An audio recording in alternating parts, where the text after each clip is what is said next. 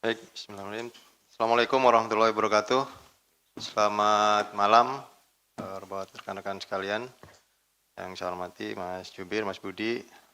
Yang saya hormati dan saya banggakan juga teman-teman pers yang sampai malam ini, detik ini, sudah hampir mau melewati hari ya, masih tetap setia di 3 hari ya, kantor KPK.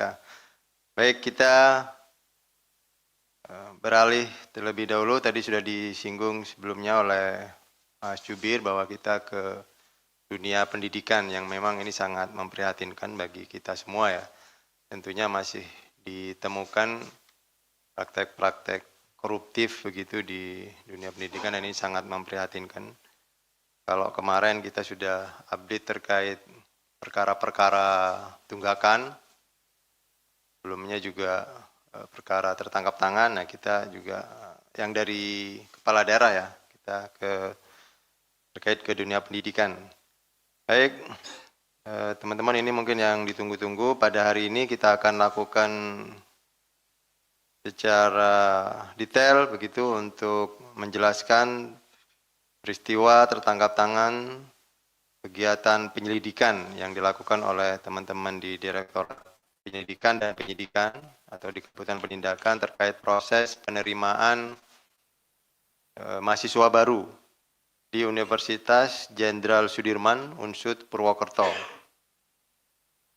Kita akan menyampaikan peristiwanya terkait dengan perbuatan pemerasan dan penerimaan lainnya berupa gratifikasi oleh penyelenggara negara, dalam hal ini penyelenggara negara di Universitas Jenderal Sudirman terkait dengan penerimaan mahasiswa baru yang sedang berproses sampai hari ini.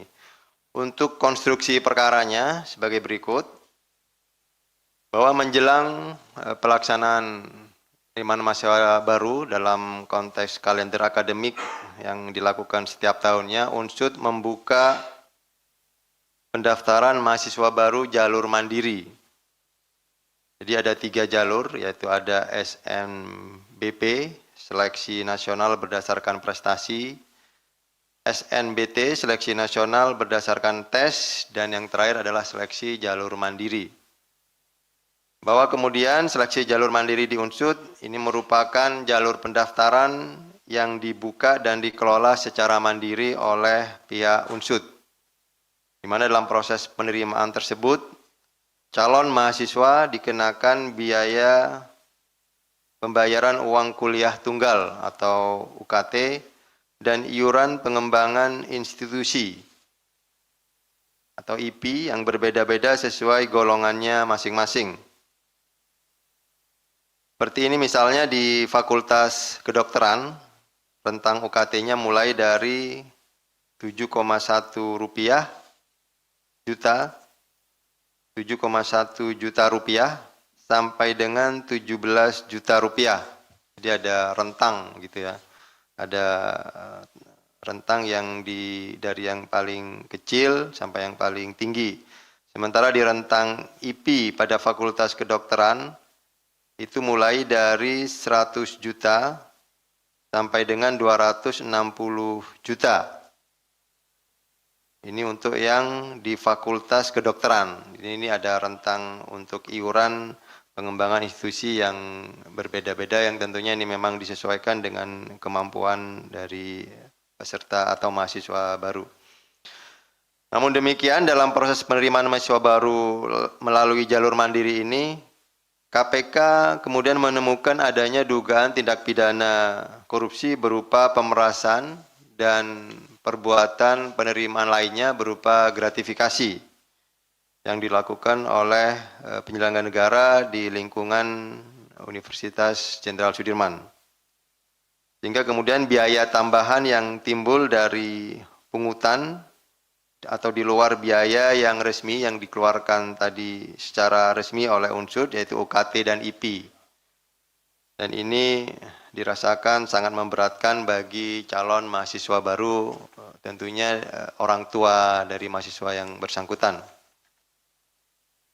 Jadi ada beberapa klaster, ada 3 klaster yang kemudian dikelompokkan oleh tim dari peristiwa kegiatan rangkaian kegiatan penyelidikan sampai kemudian hari ini kita sudah menetapkan naik ke tahap penyidikan. Untuk klaster pertama, pada Agustus 2026, Saudara NAP selaku Wakil Rektor 3 Unsud atas sepengetahuan Saudara ASO selaku Rektor Unsud melalui 2 perantara, yaitu Saudara DMW dan Saudara AW. Keduanya selaku pihak swasta, ini diduga meminta sejumlah uang kepada orang tua calon mahasiswa baru di Fakultas Kedokteran senilai 650 juta untuk satu mahasiswa. Bahwa kemudian permintaan tersebut dipenuhi oleh orang tua calon mahasiswa baru. Namun demikian, setelah uang tersebut diberikan kepada 2 orang perantara tadi, DMW dan AW, anak yang bersangkutan tadi yang calon mahasiswa justru dinyatakan tidak lulus seleksi mahasiswa baru di Universitas Jenderal Sudirman. Atas dinamika yang terjadi tersebut, kemudian selanjutnya pihak orang tua dari mahasiswa tadi meminta pengembalian penuh atas uang yang sudah diserahkan melalui DMW dan AW. Tetapi kemudian saudara DMW dan AW diketahui sudah menggunakan uang yang diberikan kepadanya untuk keperluan pribadinya. Jadi artinya uang yang tadi sudah diberikan oleh orang tua ini sudah dipakai oleh saudara DMW dan AW sendiri.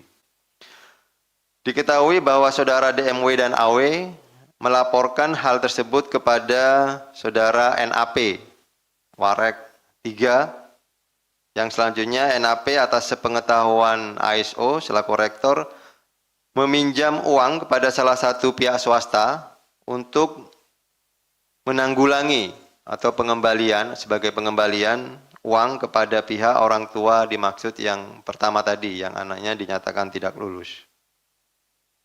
Untuk mengembalikan uang atas peminjaman kepada pihak swasta tadi, saudara NAP melalui DMW, saudara AW, dan saudara MYN,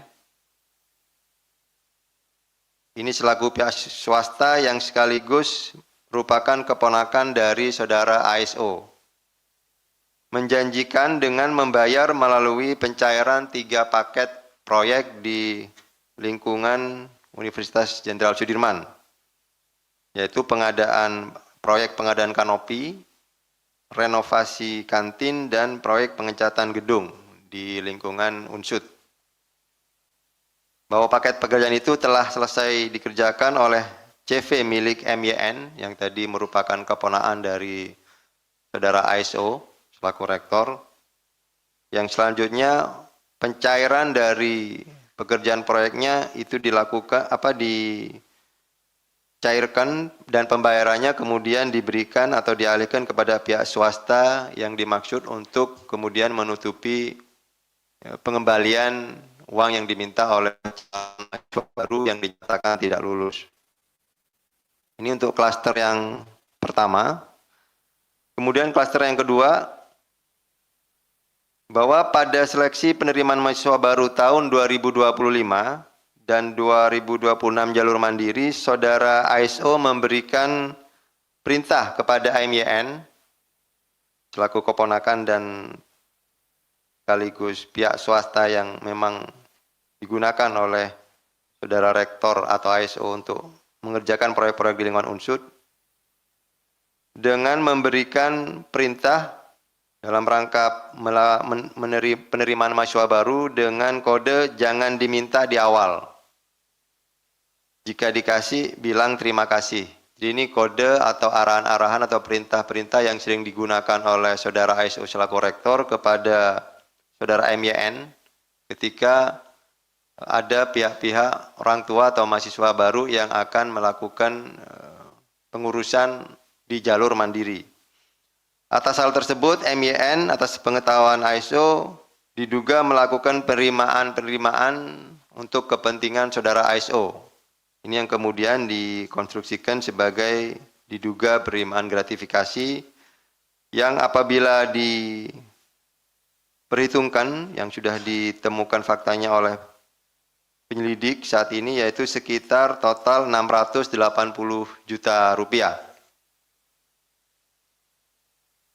Kemudian saudara ASO juga diduga memerintahkan saudara MYN untuk melakukan pembayaran atas pembelian 3 bidang tanah yang diatasnamakan saudara MYN. Jadi penggunaan uang-uang yang didapatkan oleh saudara MYN itu digunakan atas perintah saudara ASO untuk membelikan aset berupa tanah yang diatasnamakan saudara MYN. Sehingga dalam hal ini saudara MYN bertindak sebagai penerima sekaligus pengelola uang yang kegunaannya diperuntukkan saudara ASO. Kemudian ada klaster yang ketiga. Ini di luar peristiwa yang klaster pertama dan kedua, bahwa pada periode yang sama diketahui saudara ES selaku kepala bagian akademik UNSUD.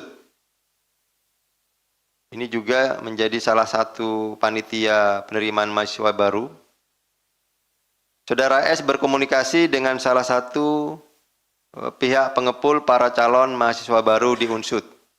Jadi ada pihak-pihak tertentu yang memang sering berkomunikasi dengan saudara ES selaku kepala bagian akademik dan juga anggota panitia penerimaan mahasiswa baru di UNSUD.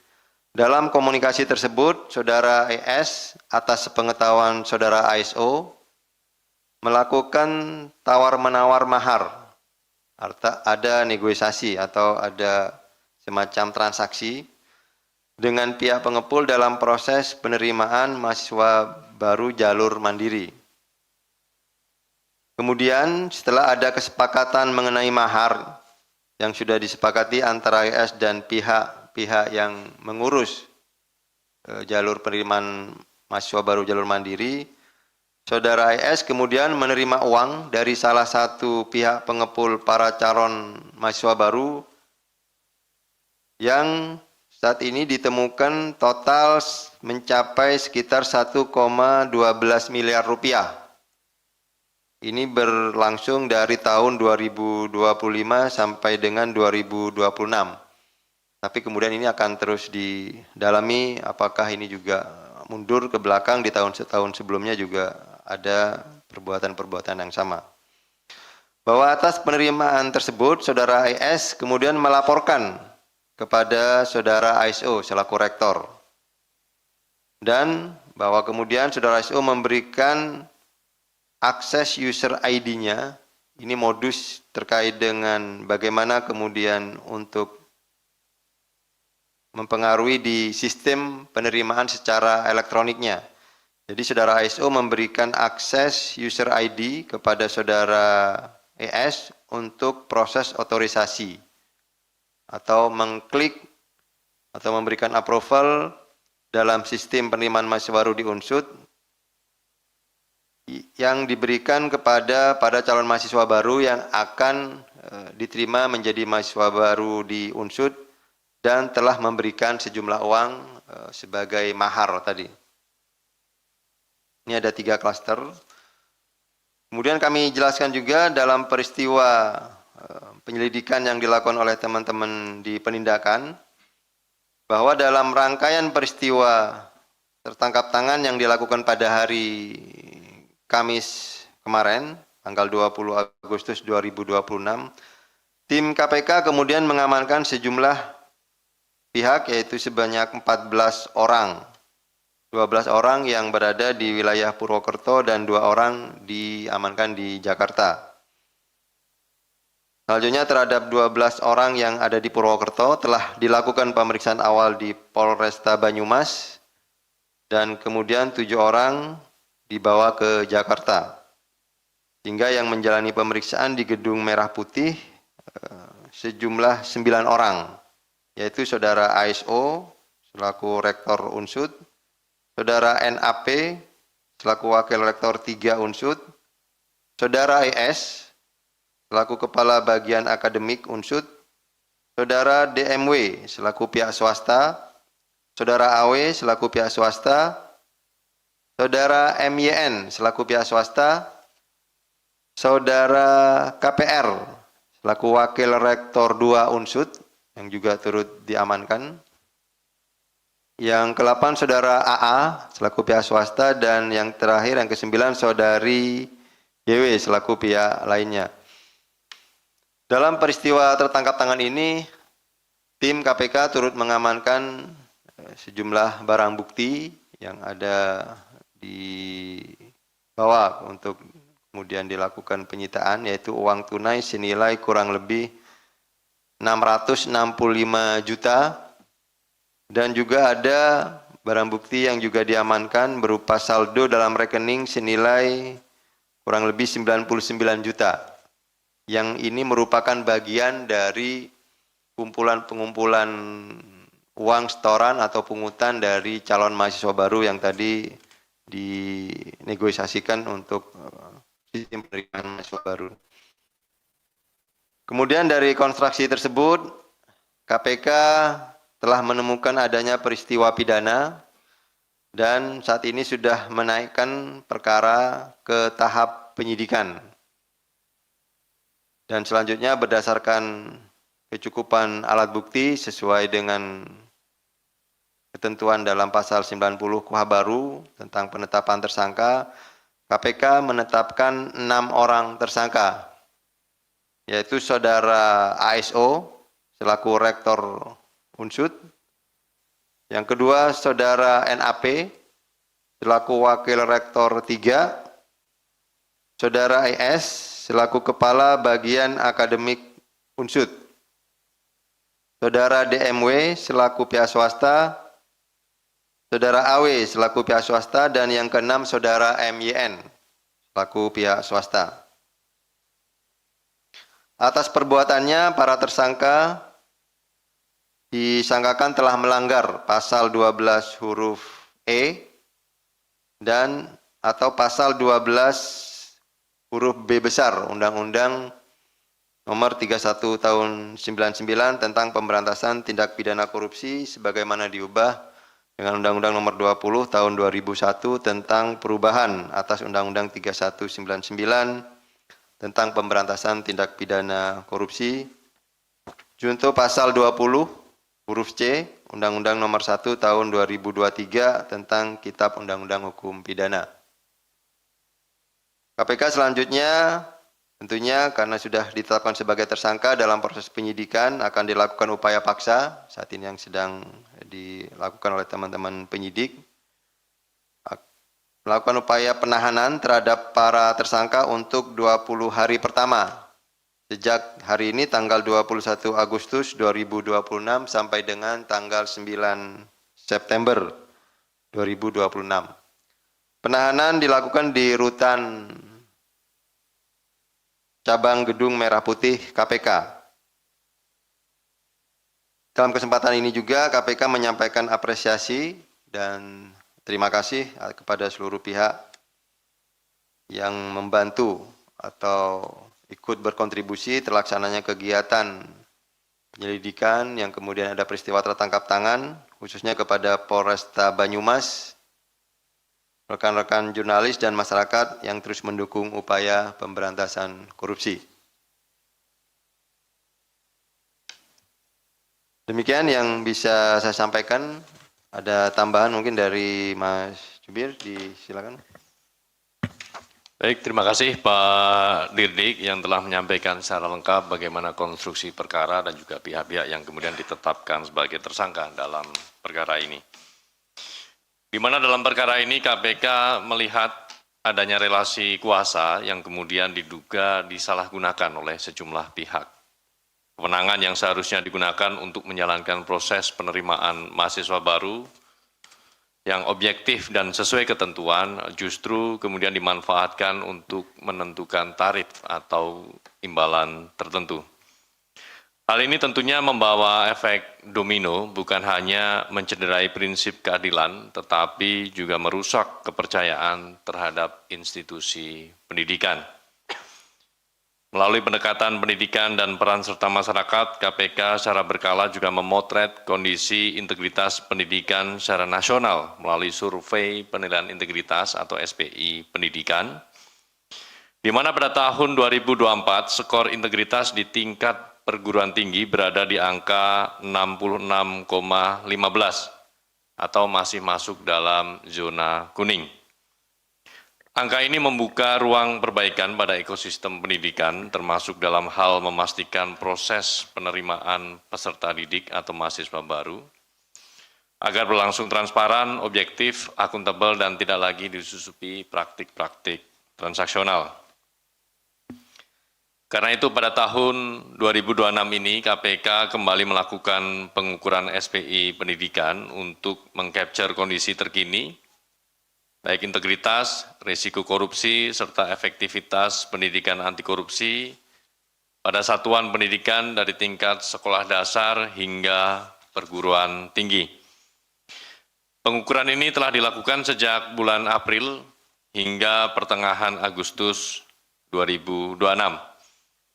KPK berharap survei ini dapat memberikan gambaran yang lebih utuh mengenai kondisi integritas di lingkungan pendidikan, sekaligus menjadi dasar untuk memperkuat upaya-upaya pencegahan korupsi.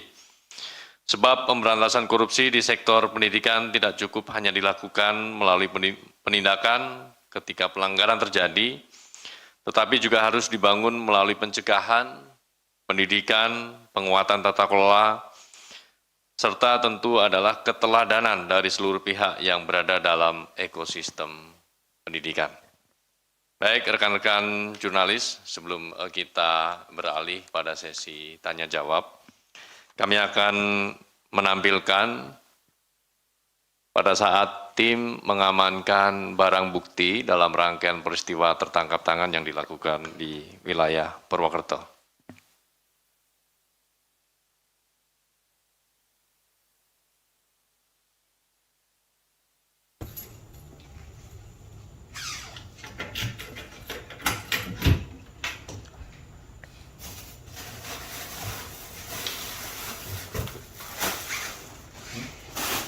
Taruh ya, datanya.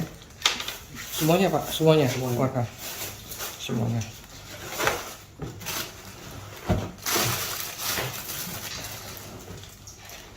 Cuma ini? Enggak, Yang Bapak keluarin semua. Ini ada tulisannya. Oke. Terus buka dulu ini.